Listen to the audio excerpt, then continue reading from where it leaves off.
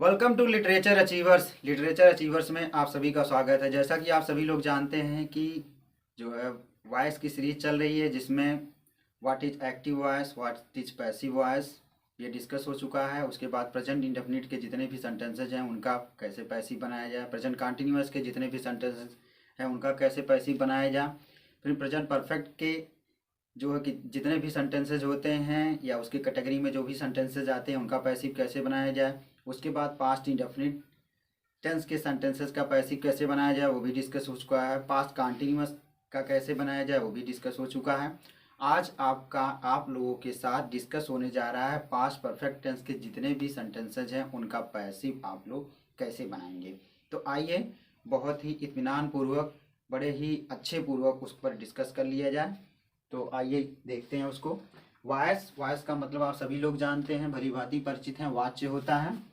Past perfect tense के वाक्यों का पैसिव किस तरीके से बनाया जाए उसी पर चर्चा करनी है, तो चर्चा कर लेते हैं।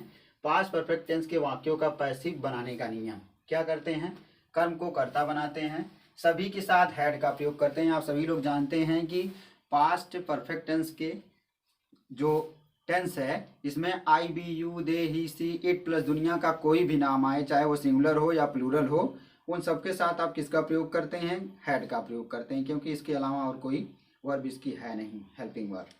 नेक्स्ट आपका है, उसके तुरंत बाद आप बीन का प्रयोग करते हैं, फिर वर्ब का तीसरा रूप प्रयोग करते हैं। बार बार ये चीज़ रिपीट हो रही है, I am repeating it again and again, so it is humble request to all of you, please try to understand it very minutely. Next आपका है, बाई का प्रयोग करते हैं। बाई का प्रयोग हमेशा हम जितने भी टेंसेज हैं इन सब के साथ आप जो है बाई का प्रयोग करेंगे। नेक्स्ट आपका है, कर्ता का परिवर्तित रूप लिखते हैं। उसके बाद क्या करते हैं? कर्ता का परिवर्तित रूप लिखते हैं। यहाँ पर हमने एक एग्जाम्पल लिया है जो कि बड़ा ही जो है इम्पॉर्टेंट एग्जाम्पल है, और यहाँ पर हमने दो नाम ले लिया है। ठीक है, आमतौर पर जब दो नाम आ जाता है तो किस तरीके से आप जो है इसको कन्वर्ट करेंगे, कैसे चेंज करेंगे, इसी पर जो है समझाने के लिए, बताने के लिए हमने दो ले लिया है नाम।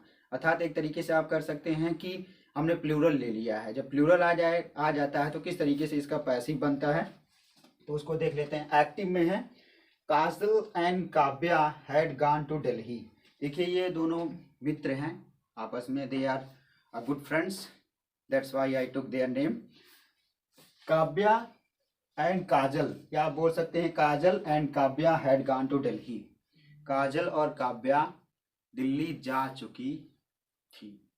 हैड गॉन टू दिल्ली है, दिल्ली जा चुकी थी, ध्यान दीजिएगा आप लोग। अब इसका पैसिव हम कैसे बनाएंगे?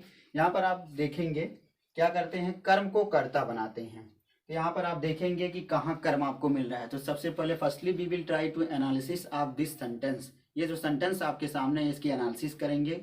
देन करते हैं, काजल एंड काव्या, ये आपका क्या हो गया? सब्जेक्ट हो गया। टोटल मिलाकर क्या हो गया? सब्जेक्ट हो गया। उसके बाद हैड आ गया, ये आपकी हेल्पिंग वर्ब है। गान आपका क्या है? ये मेन वर्ब है। टू दिल्ली, ये मिलकर के आपका क्या बन गया? ये आपका बन गया ऑब्जेक्ट। अब हम इसका पैसिव कैसे बनाएंगे? तो पैसिव बनाने का जो पहला नियम है उसको हम फॉलो करेंगे, कर्म को कर्ता बनाते हैं। ठीक है, दिल्ली आपका है, तो पैसिव में आप देख लीजिए क्या है, कैसे चीजें।